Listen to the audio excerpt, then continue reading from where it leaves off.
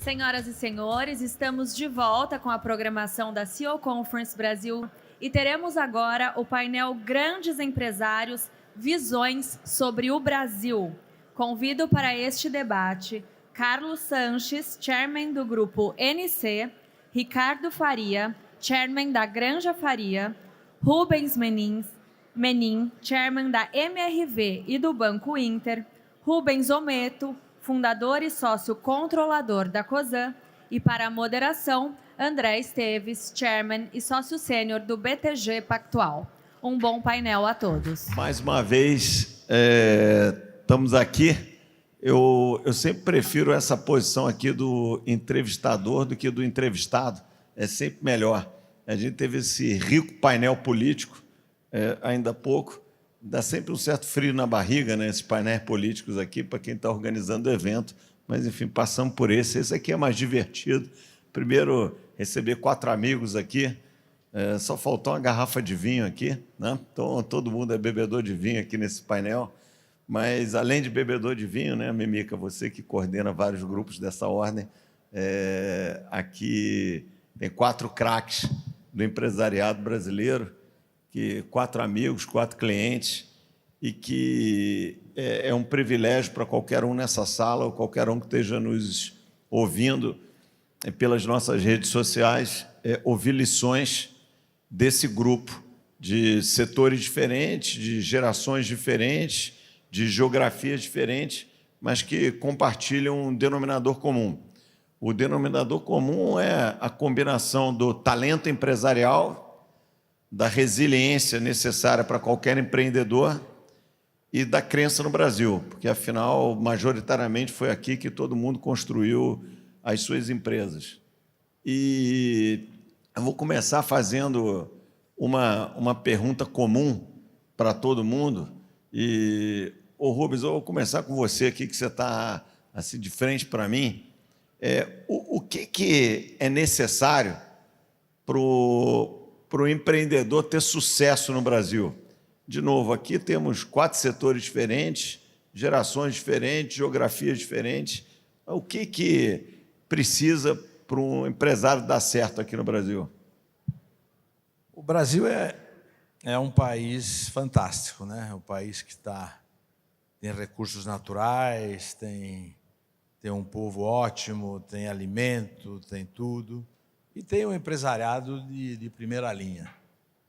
Gente, o que eu sinto é que mais falta para a gente, né, um negócio que, para não ser muito repetitivo, é o problema da segurança jurídica, né? Hoje, no Brasil, você tem não só a insegurança patrimonial e também a insegurança jurídica, porque as coisas voltam e é impossível prever o passado e para você... E o que mais atrapalha mesmo é o problema da taxa de juros. Se você pegar, e é uma pena, né? É uma pena a gente, como cidadão, como brasileiro, o país, com as poucas mudanças, o país decola. O país decola. É claro que com esse nível de juros reais de 9%, 10% ao ano, é impossível você administrar qualquer investimento. E com isso, você não pense nisso só na viabilidade do seu negócio. Você pensa nisso no multiplicativo do mundo dos negócios.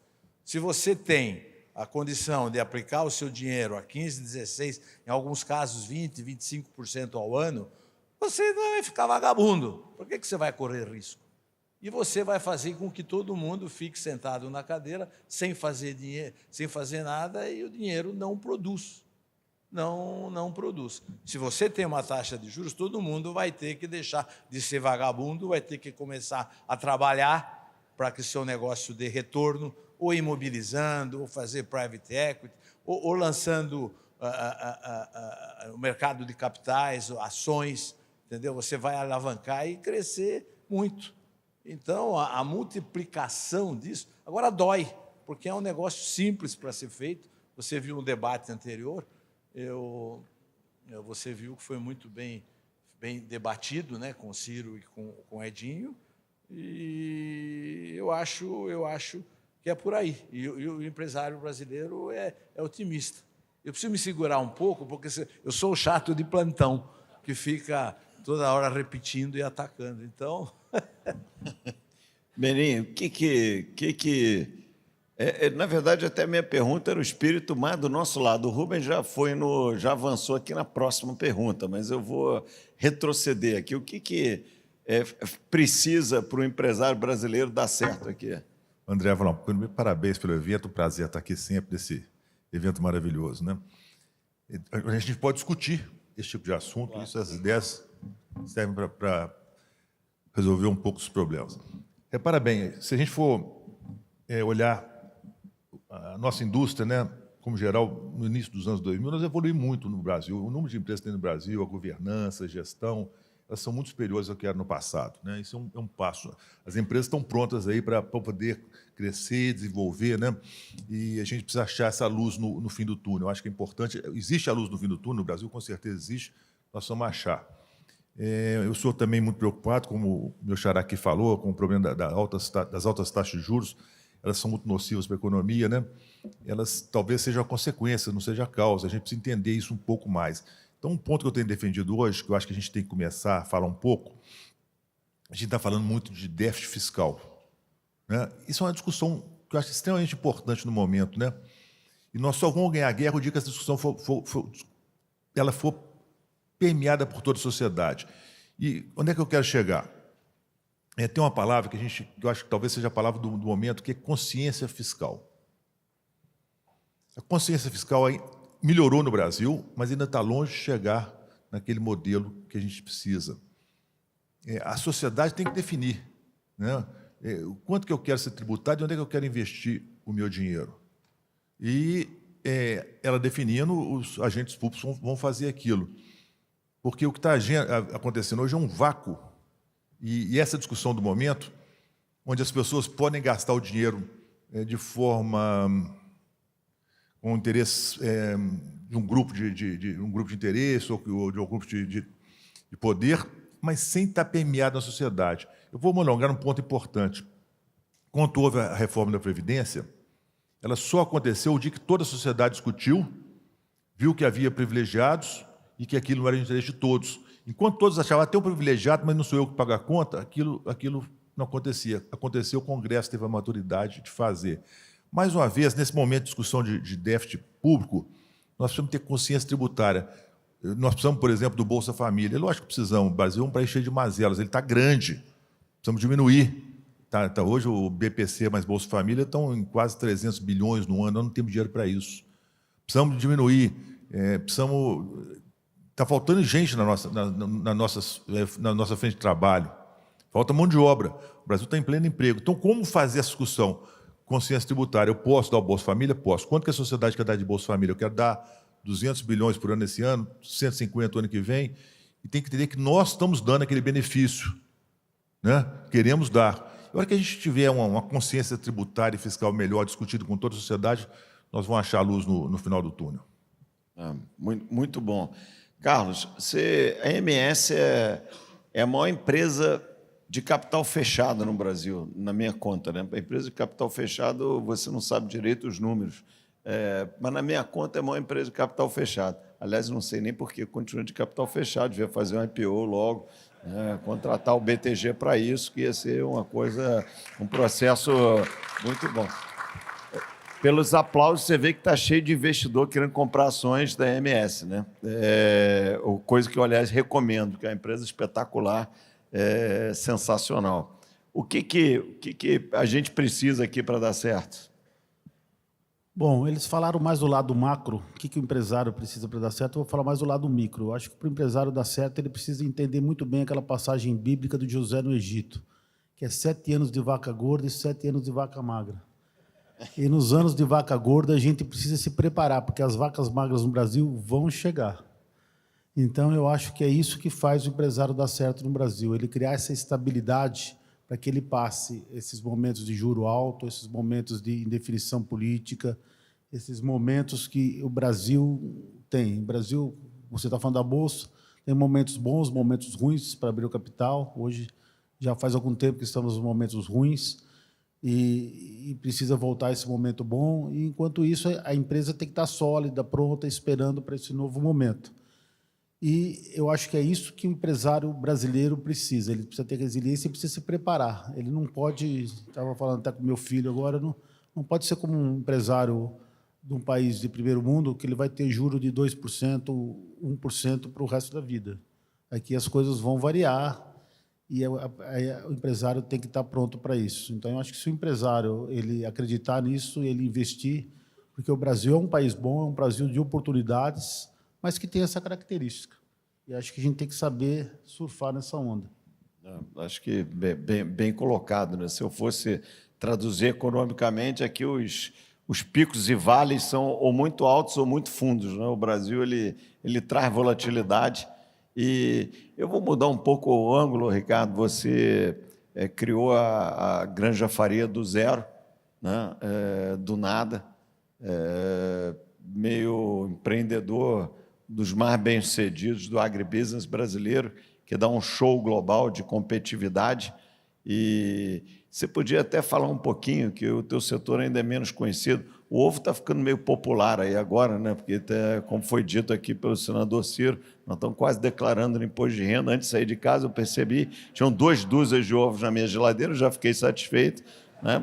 Você dá uma economizada, dá para vender uma, come a outra, então é um negócio que realmente está indo, está subindo mais do que a Bolsa. Então, cara, você citou a Bolsa, que não está muito bem, mas o ovo está muito bem. Emendando, levando mais um pouco para o lado pessoal, que foi como o Carlos respondeu, e o que é necessário para o empresário, do ponto de vista pessoal, dar certo aqui no Brasil?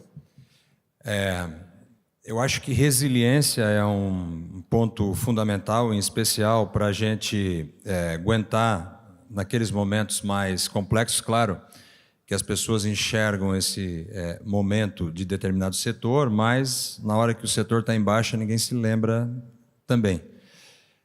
O outro ponto, eu acho que a empresa mais bem-sucedida, são 2 fundamentos na minha visão. O primeiro é a capacidade de adaptação. O brasileiro tem muito isso. Como tem muita volatilidade no Brasil, a gente passa momentos muito bons, depois passa muito ruins, não tem aquela média. E segundo, a força da burocracia, ela acaba fazendo com que a gente tenha que se adaptar. Então, esse movimento que a gente está fazendo de internacionalização da empresa, nós não começamos hoje, a gente começou lá em 2020. À medida que a gente foi selecionando pessoas para trazer para dentro da companhia, uma das perguntas que a gente fazia é se ela toparia morar na Europa, morar nos Estados Unidos, morar no Oriente Médio. Aí, como diz o nosso camarada do RH, difícil é levar ele para morar em Darcinópolis, né? Agora, para morar em Miami, todo mundo quer. Todo mundo quer. Então, a gente enxerga que a nossa capacidade de trabalho, a nossa capacidade de adaptação, quando a gente chega em países desenvolvidos, a gente acaba se sobressaindo em relação àquela tranquilidade que esses lugares mais desenvolvidos têm e que a gente não tem, né? Porque todo dia a gente abre a notícia e tem alguma iniciativa, né, da burocracia que faz com que nós sejamos pessoas com uma capacidade de adaptação muito grande. Que, aliás, é característica comum de todos aqui, dos 4 ou dos 5, né?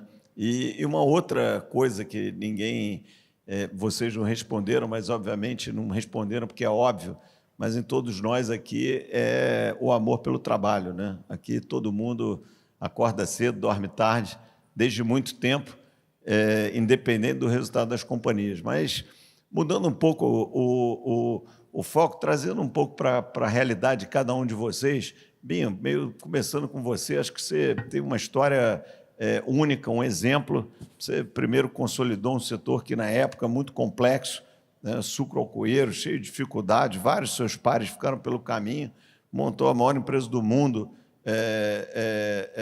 de etanol, foi um dos pioneiros nisso daqui, e, a partir daí, construiu uma série de ativos únicos, né? Rumo, Compass, empresas que são irreplicáveis, de uma certa maneira, e nos grupos empresariais mais admirados no Brasil, uma história empresarial mais admirada aqui no Brasil. Do ponto de vista pessoal, o que fez diferença para construir isso e como é que você imagina, são duas perguntas, daqui para frente, esses ativos únicos, o que mais vem por aí dentro da Cosan? Então, um pouco de passado e um pouco de futuro. André, obrigado pelas suas palavras. Vindo de você, então, isso eu vou colocar no meu currículo. Vou colocar, né? E não vem de hoje, né? É verdade. Mas nós realmente... Eu nasci literalmente no Usina de Açúcar, né? A casa que eu morava ficava a 100 metros da usina. Então, estudei, fiz tudo e fui desenvolvendo. E desenvolvi os nossos negócios. Parecem que ele não tem sinergia, mas são todos sinérgicos, são todos ligados. Vem da produção da cana, vem o açúcar, vem o álcool, do açúcar vem a exportação do açúcar, da exportação do açúcar criamos a logística, que foi a Rumo, que veio da LL. A gente sempre foi fazendo. Depois da venda do etanol, a gente queria vender direto, compramos a Esso. Da Esso a gente uniu com a Shell, fundamos a Raízen, e daí os dutos, daí pegamos a cogeração de energia elétrica, os dutos da Gasbol passavam dentro das nossas usinas, daí a gente quis entrar em gás, daí nós compramos a Comgás, acabamos comprando a Gaspetro, tudo juntando, tudo uma coisa ligada à outra. É um negócio de terras, né? É uma coisa que muito pouca gente sabe, né? Mas muita pouca gente conhece. Hoje o Grupo Cosan é a maior empresa agrícola do mundo.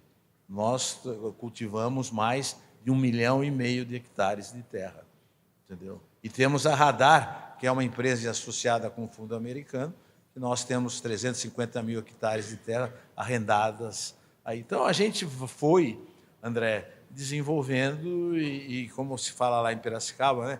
O pessoal vê as pingas que a gente toma, não vê os tombos que a gente leva. Tudo isso custou muito.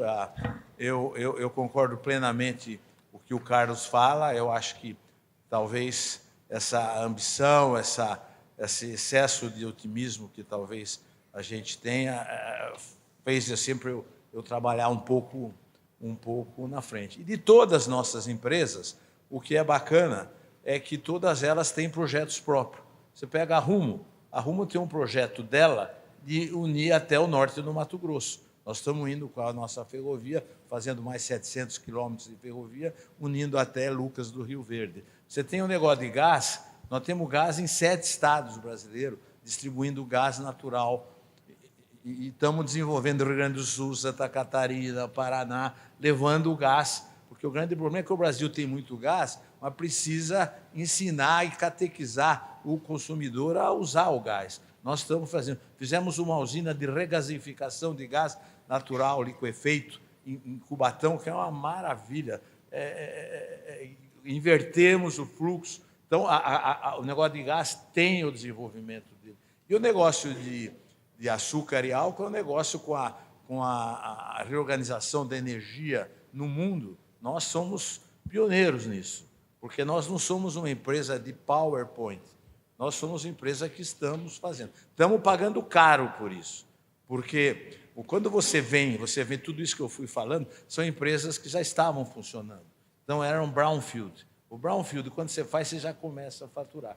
Eu, com esse negócio de energia limpa, comecei a fazer greenfield. Daí é um problemático, porque você começa a pôr dinheiro, demora para entrar em giro, e os juros não tem sábado, domingo, feriado, ele vai Tá. E aí judiou um pouco da gente. Então, todas as empresas nossas têm projetos maravilhosos, tá, muito que a gente faz. Nós demos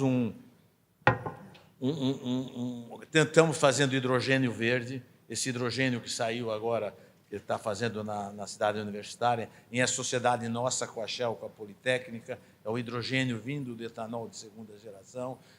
Nós temos um negócio do biometano, que é do negócio da aviação, estamos fazendo o etanol de segunda geração, que é a quebra do carbono do bagaço da cana, você aumenta em 40% a produção de etanol sem ter que plantar 1 hectare. Então, A vantagem, Rubens, para eu tirar uma dúvida, o etanol, aliás, duas dúvidas, né? Você citou PowerPoint e tal.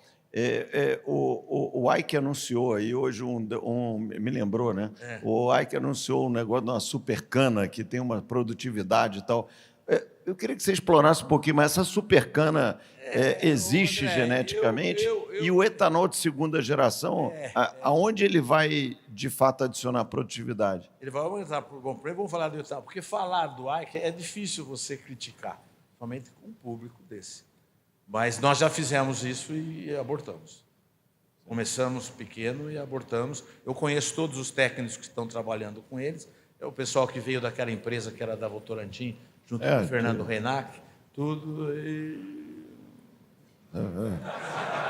Mas ficamos no PowerPoint. O etanol da segunda geração, você pega a celulose, é uma cadeia de carbono intensa.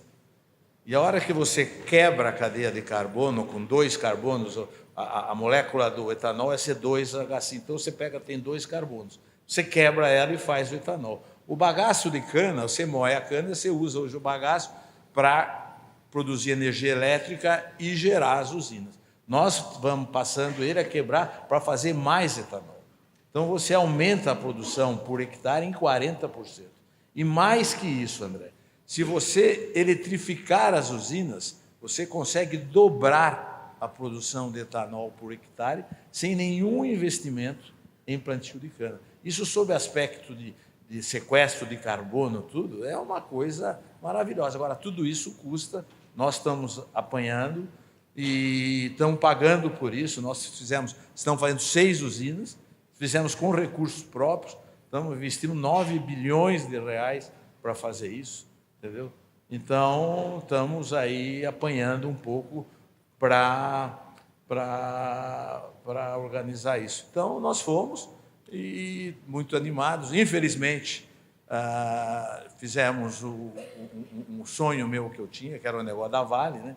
Eu gosto de citar, porque alguém vai perguntar ou vai pensar. Nós fizemos um investimento na Vale e que não deu certo, e por causa de juros, né? Eu acho que quando a gente fez o investimento na Vale, a gente contava com juros de 8%, 8,5%, e fez com que a gente não conseguisse manter o portfólio na Vale, que é uma empresa fantástica, maravilhosa, gosto muito da empresa, mas nós abortamos a operação, saímos, realizamos o prejuízo, é o tombo que a gente leva. Mas isso é exemplo, a história de todo bom empresário, né? Só erra quem faz. Então, nós construímos que tentamos fazer coisas diferentes. Então, nós, é isso aí. Nós, empresários, somos otimistas, né? Nada de errado. E como diz, não é para te defender, mas o pessimista é vagabundo. É mais fácil você ser pessimista do que você ser otimista. Mas eu tenho, apesar da minha alta idade, eu ainda gosto, jovem, todos aqui. Gosto muito do que faço, vibro e tenho projetos que me dão. Como você mesmo falou, né? A gente nunca trabalhou, né? Nenhum de nós aqui nunca trabalhou. A gente vai para o escritório com muita alegria. Eu não vejo a hora de chegar lá, de ficar. Então, eu sou entusiasmado. Eu acho que... Isso aí.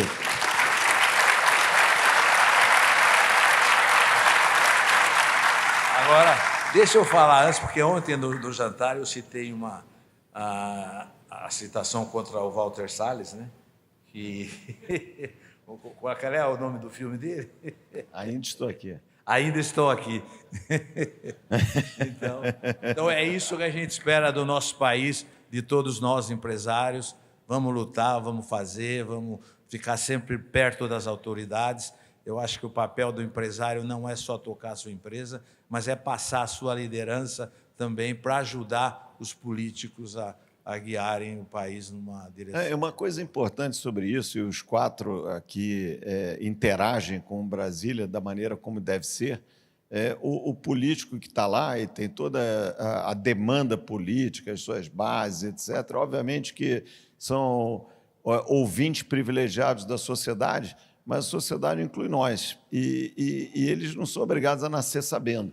Cada um dos setores tem suas peculiaridades, a macroeconomia tem suas peculiaridades, o ambiente internacional muda rápido e nós somos interlocutores importantes para conscientizar. O político, ele às vezes quer acertar, está de boa fé, e ele precisa um pouco desse aconselhamento, desse entendimento, de você trazer informações para ele melhor servir a sua base ou aqueles que o elegeram, né?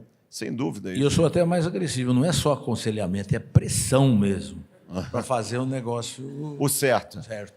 Menin, você tem uma história também muito especial, começou no setor de construção civil, criou uma empresa sensacional, líder num subsegmento, que foi a MRV, com o qual a gente também teve o privilégio de abrir o capital desde o início, né? Fizemos todas as operações e muito nos orgulha isso aqui. Temos um enorme compromisso com você e com a companhia. E depois você tinha uma pequena financeira que se expandiu, virou um banco, foi um dos pioneiros dos bancos digitais no Brasil, e hoje muito bem tocado por um de seus filhos, e virou um grande banco, também com pretensões internacionais. Depois você investiu em mídia, e também pioneiro, trouxe a CNN para o Brasil, foi um enorme sucesso. E até em vinho você investiu, o que me deixou um pouco preocupado, porque aumentou a concorrência. Essa sim, eu ainda não digeri muito bem. O que inspira e o que inspirou esse movimento empresarial, a criação dessas franquias e o empreendedorismo que você até hoje continua implementando? O mais fácil é o vinho. Eu pensei, se o André esteve citado, eu vou para lá também. O vinho ele é fácil, que o stop loss é muito tranquilo, né? Se não vender, a gente bebe, né? Então dá para os amigos. O foi isso. Esse é fácil. Segui a sua pegada. Bom, eu tenho 68, vou fazer 69 agora, né? E parafraseando o Xará aqui, a gente trabalha com muito prazer, né? É gostoso trabalhar por sorte, né? Eu acho que hoje eu estou só no Conselho de Administração das empresas e a gente já fez a sucessão das empresas todas, isso é bom, né?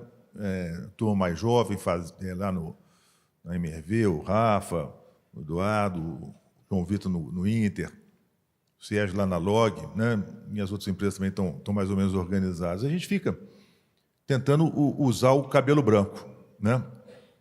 O cabelo branco é aquele que a gente tem um pouco mais de experiência que a juventude, faz parte, né? A gente está mais... eu não acredito a gente consegue prever mais, ninguém consegue prever as coisas, ainda mais a longo prazo, é muito difícil. Quem imaginaria que em 2019, que hoje a gente estivesse falando de juros de 15% no Brasil? Não tem ninguém, né? É difícil. O que a gente tem que ter talvez, eu diria, viu, André, sem nenhuma modéstia, a gente tem que ter um pouco até de humildade, a gente não pode ter muita soberba, não, de poder entender, talvez, o cenário e mudar o mais rápido possível. Em 2019, a gente, no mundo com aqueles juros muito baixos, né? Dá muita vontade de fazer negócio, né? Anima, puxa, tudo fica de pé, né? A 2% ao ano, tudo aqui, ou zero lá, tudo fica de pé. De repente, nós estamos em 24, onde as coisas passam a ser mais difíceis, né? E eu acho que nesse momento o que a gente tem que fazer é um momento de ter um pouco mais de reflexão, de mudar o software, né? Eu falo que a gente tem que ter a percepção do que está acontecendo e mudar o software. A gente fez um movimento em todas as empresas, a gente tem um projeto interno que chama Asset Light. As empresas têm que ser Asset Light hoje, porque também não sei prever quanto será o juros daqui a 4 anos, não, mas a tendência não é boa para os próximos anos aqui no mundo, né? A gente vai trabalhar. Então, eu fico satisfeito, por exemplo, esse ano de 25, todas as empresas vão ser fluxo de caixa positivo. É uma vitória que a gente conseguiu. Todas, 100% das empresas, até a emissora de TV, que já é mais difícil, né? Mas vai ser.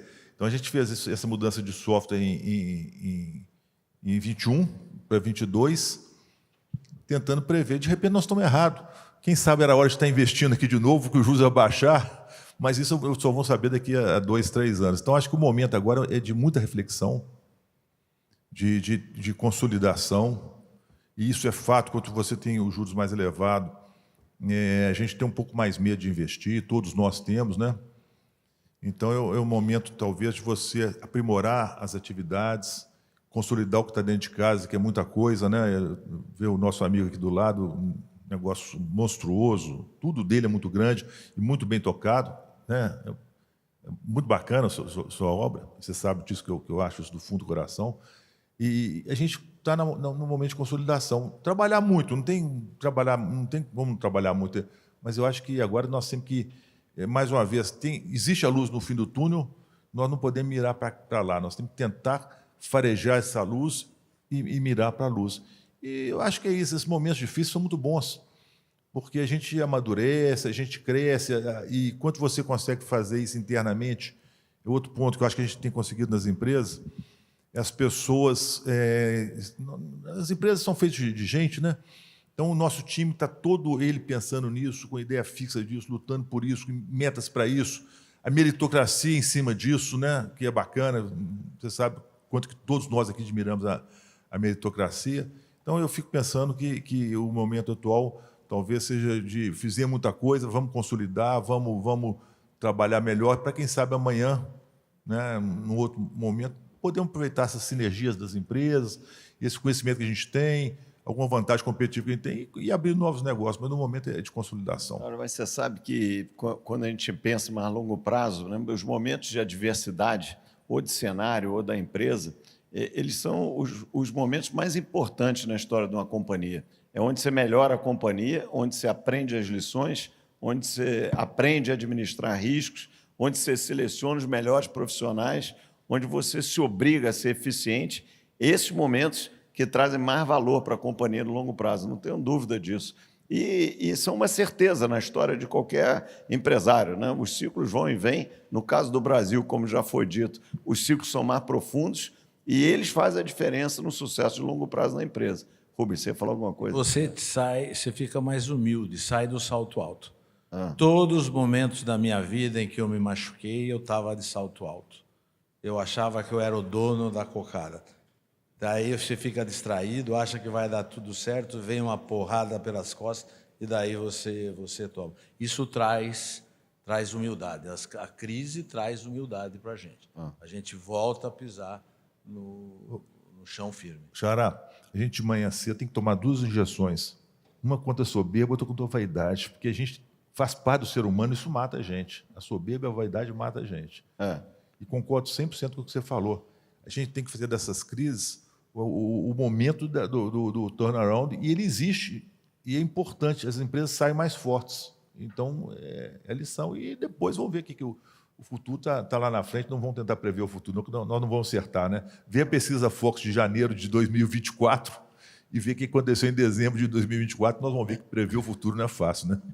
Eu não querendo monopolizar, às vezes eu falo, eu sou burro. Tinha que ficar quietinho, trazer o negócio de volta e parar de querer crescer, mas é um negócio que empurra, gente. Ô, Carlos, na história da MS, você tem uma coisa que é um pouco diferente do que nós somos aqui no Brasil. O teu setor farmacêutico é um setor muito baseado em pesquisa globalmente, mas você foi um dos pioneiros em fazer isso localmente.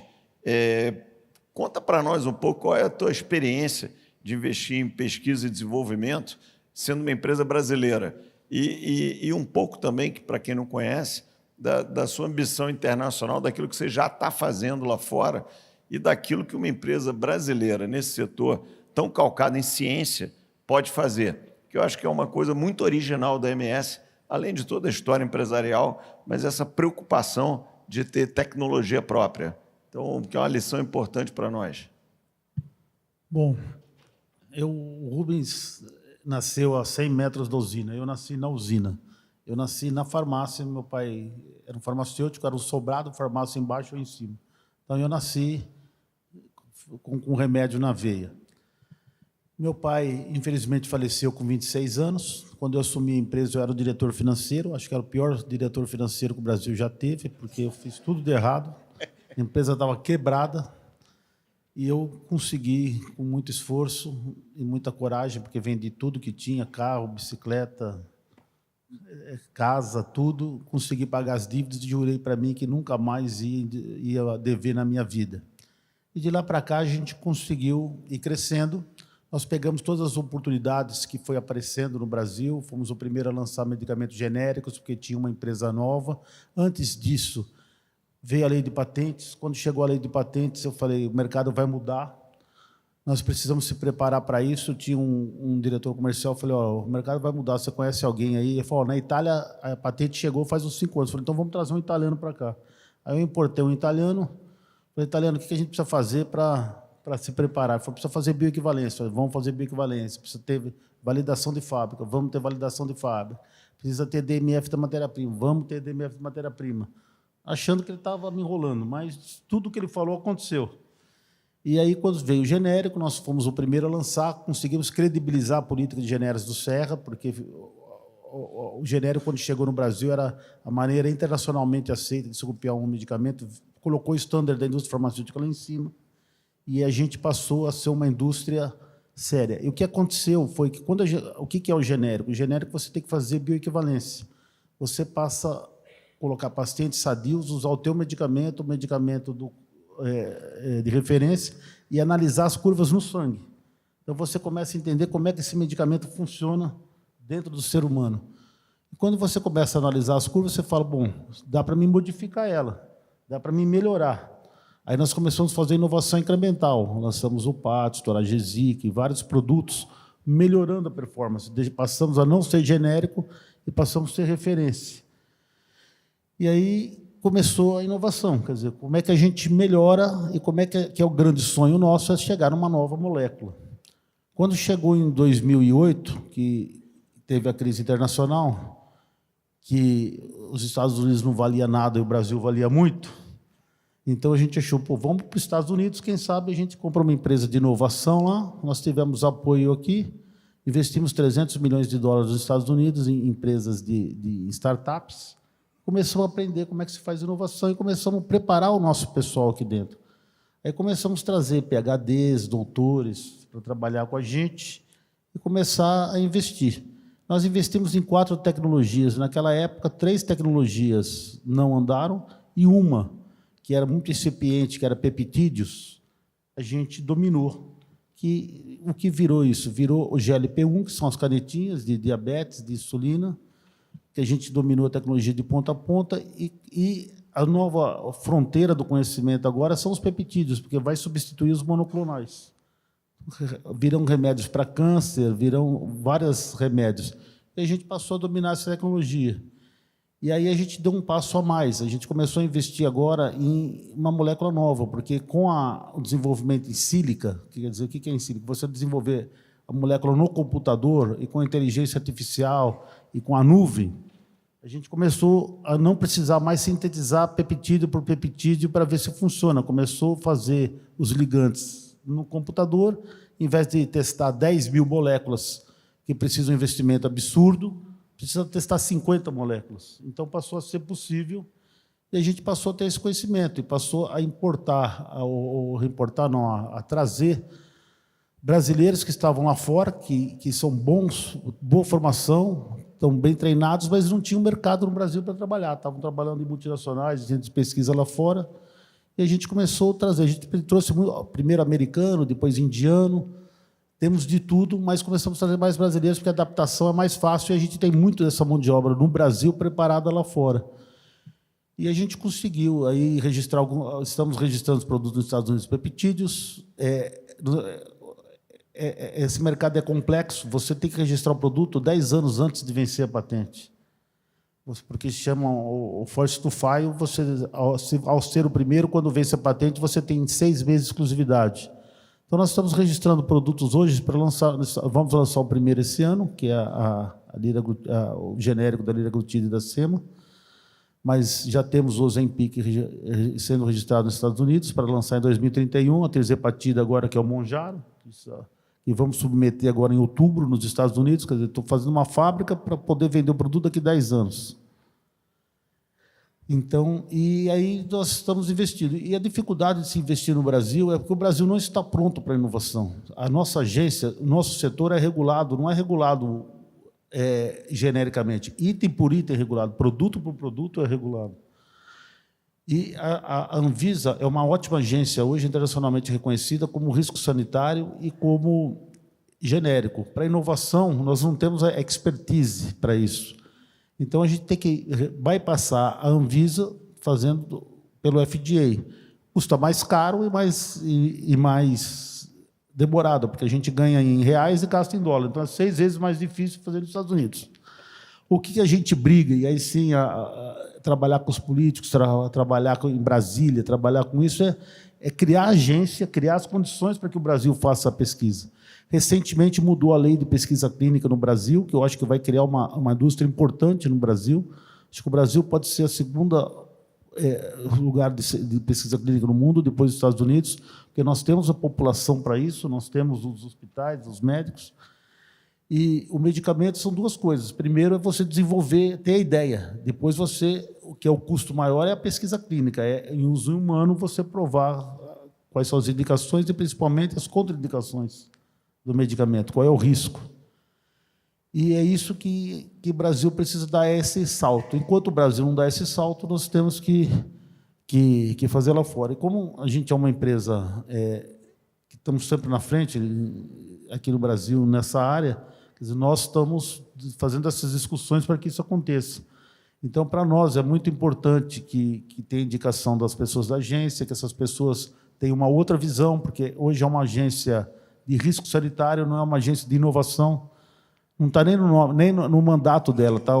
Hoje não é uma agência de risco sanitário e inovação, como é o FDA, como é a EMEA, só é risco sanitário. Então, não está preocupado. Então, mas, mesmo assim, nós estamos, dentro da empresa, trabalhando, esse ano agora, entre esse ano e o ano que vem, nós estamos triplicando o nosso investimento em P&D, que já é grande, quer dizer, o Brasil investe mais ou menos, as empresas 0,5%, 0,8% em pesquisa, a gente investe 6,5%, estamos indo para 14% do investimento de faturamento em P&D.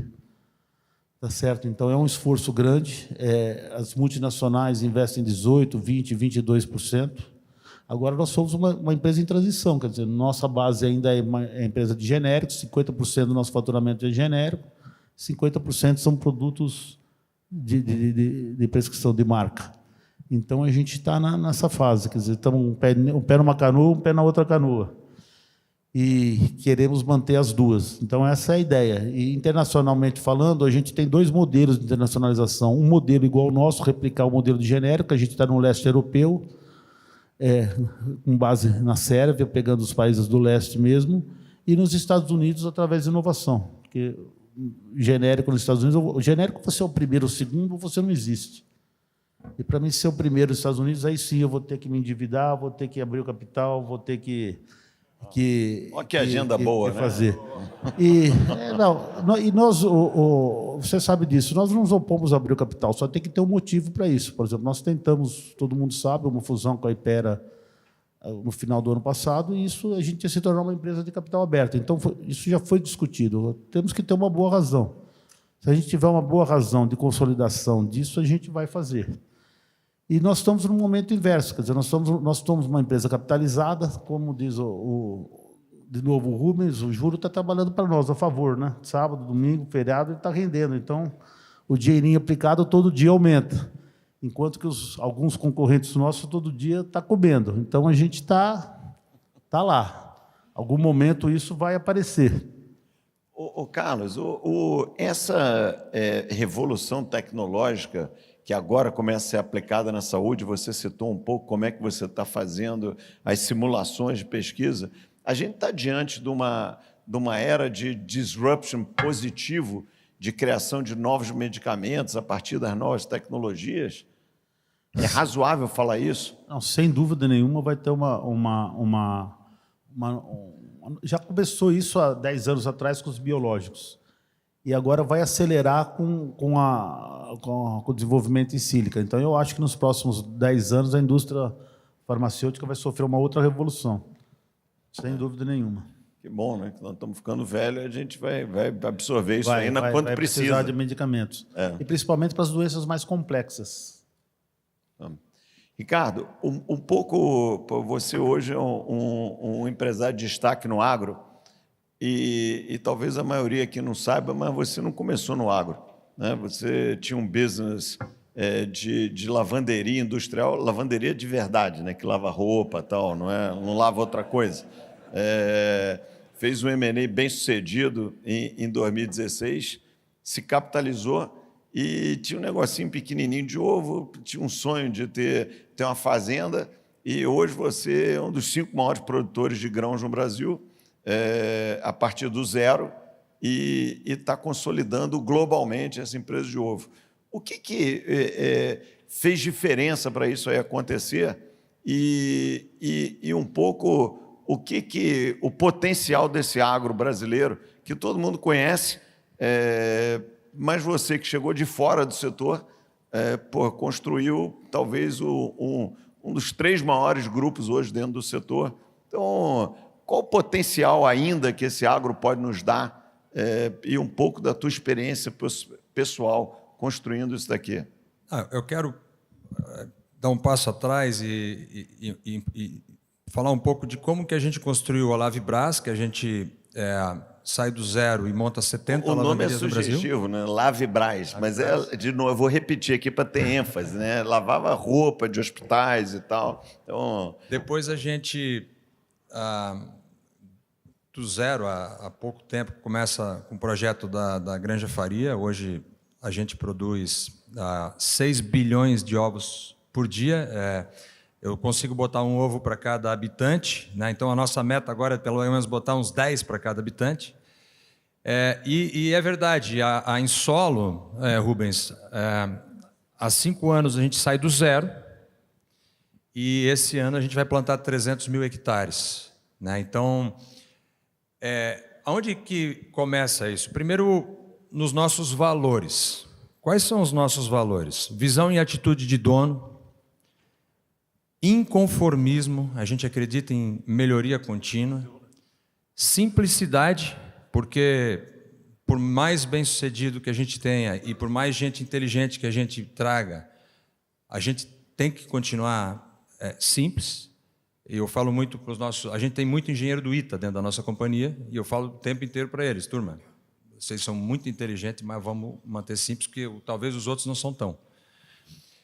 Humildade, né? Porque a gente acha que é importante manter um pouco de calma em todas essas iniciativas.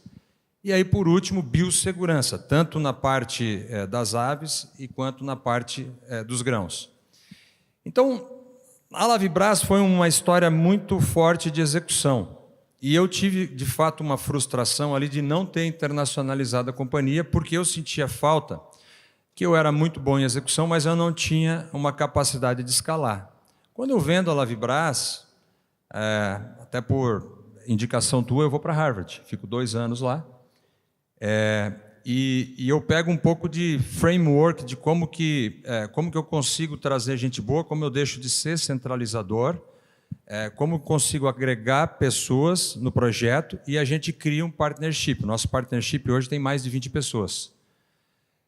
E aí aquela visão e atitude de dono vira verdade, vira uma realidade, porque se tu tem de fato partnership, o camarada é dono, se sente dono e vai de fato agir como dono. Isso é importante, a gente ter donos olhando em cada rincão que a gente está. Então, com essa capacidade de escalar, a gente de fato consegue fazer projetos muito rápidos, né? O projeto da Granja, também com endividamento muito baixo, né, pela força da nossa geração recorrente de caixa. Então, a gente consegue sair de 0 aves para 20 milhões de aves em 7 anos. A gente consegue sair de 0 hectares para 300 mil hectares produzindo... imagina que são 1,2 milhões de toneladas de grão, isso em navio, em Panamax, dá 20 Panamax por ano, isso em rodocaçamba, em caminhão, esses caminhões grandes aí, dá 24 mil caminhões de soja e milho por ano. Então a gente, através dos nossos valores, a gente consegue escalar e fazer projetos rápidos em tamanhos importantes. Muito bom, espetacular a história. Quantos países você exporta hoje em dia? Ovo fértil, ovo normal? Porque tem uma coisa, né? Eu sou mais educado no business de ovo aqui pela amizade com o Ricardo, pela nossa relação também profissional e pessoal. Tem o ovo fértil, que vai nascer o futuro pinto, e tem o ovo que a gente come. Né? São mais de 20 países, a gente faz esse... imagina que esse ovo fértil, que ele tem vida dentro, ele vai virar de fato um pinto, a gente manda isso tudo de avião, tem países que a gente freta um 757 toda semana e manda um cargueiro daquele com 40 toneladas de ovo fértil dentro, e a gente consegue colocar um ovo no interior da Arábia Saudita em 3 dias. Né? Do momento que esse ovo sai da ave até chegar no interior de Riad, lá, a gente consegue fazer isso em 3 dias. Então, de fato, a gente desenvolveu uma expertise muito forte. A gente adquiriu uma empresa ano passado, talvez um ano antes, aqui em São Paulo, que foi a Katayama, uma empresa importante em ovos aqui no estado. E eles tinham uma expertise de exportar ovos para o Japão há 10 anos. Então, eles tinham toda uma modelagem de resfriamento rapidíssimo dos ovos e depois manter isso numa temperatura de 2 graus. E a gente consegue, de fato, fazer isso para mais países. Né? A gente já imagina que em 2023 teve uma crise em Taiwan, e a gente mandava lá 20, 25 containers por semana para aquela ilha, né? Porque teve uma mortalidade relevante de aves. E agora vocês imaginam que esse ovo demora 45 dias para cruzar o mundo. Né? Literalmente, Taiwan está aqui embaixo, né? Do outro lado do mundo. Então, a nossa empresa, de fato, estabeleceu um padrão de ter liderança em exportação e também, obviamente, sem esquecer do fortalecimento das marcas no Brasil. O ovo vira uma categoria, né, com mais pessoas aí entrando nesse hábito de consumo. E a gama de produtos hoje dentro de uma gôndola de supermercado é muito vasta. Tem lá o ovo caipira, o ovo orgânico, o ovo selênio, o ovo ômega 3, o ovo vermelho, o ovo azul, o gema laranja. Resumindo, o ovo deixa de ser um produto mais comoditizado e vira a ser um produto com hábito de consumo relevante e com marca dentro de vários lugares. Então, espetacular. Bom, eu vou finalizar aqui o nosso painel lembrando o seguinte para todos nós aqui que somos investidores no Brasil. Né? A gente vive um momento do ciclo que não é um momento simples. Né? O juro vai chegar a 14,25, pode ser que vá um pouquinho mais ou não, porque a nossa inflação bateu 5,5%, que está fora da nossa meta, que é de 3%. Né? A gente não sabe direito quem é o candidato em 2026, se é Lula ou Haddad de um lado, ou se é Bolsonaro, Tarcísio do outro, pode ser que tenha algum outro nome por aí, mas todos temos certeza que vamos ter eleição em 2026, que vão ser apurados por urnas eletrônicas sofisticadas e tal. Se você compara com o que foi os últimos 30 anos do Brasil, essa instabilidade que nós estamos vivendo, ela parece ser um pouco diferente de tudo aquilo que a gente viveu durante a construção das nossas empresas. Né? Há 10 anos atrás, ou há 20 anos atrás, a inflação de 5,5% era um enorme sucesso para qualquer um de nós. O juro de 7%, que é mais ou menos como operam hoje os títulos em reais, era o normal nosso de muito tempo atrás. E a discussão sobre déficit era uma discussão de economistas, não era uma discussão da sociedade. Lembrando que nós estamos todos inconformados com o déficit primário mais ou menos perto de 0, né? Mas o déficit nominal ainda muito alto. Claro, a dívida subiu um pouco no Brasil e a gente tem que lidar com esse legado. Agora, o inconformismo econômico que nos faz crer que esse momento é pessimista é o que nos faz acreditar que se nos 20, 30 anos passados o Brasil produziu histórias empresariais como as de vocês, Imagina o que vocês vão construir nos próximos 20, 30 anos que tem pela frente. Quando que desse ponto que a gente está, certamente vai dar para melhorar, a história vai ser mais previsível, a gente vai ter mais escala, mais tecnologia e a essência do que precisa para fazer isso tudo que acontecer está aqui nesse painel, né, que é o talento empresarial, o ímpeto empreendedor, a coragem e resiliência que faz o sucesso de cada história empresarial. Então, vocês não tenham dúvida aqui que quem faz a diferença no Brasil são pessoas como vocês e as histórias que vocês contaram. Para todos nós aqui na plateia, é um privilégio ouvir vocês contarem um pouquinho dessa história e para nós aqui do BTG apoiar vocês ao longo dessa história. Mais do que tudo, é uma honra, um prazer enorme e um orgulho enorme da gente construir esse Brasil aqui que a gente tanto sonha. Tá bom? Gente, obrigado aí pela participação.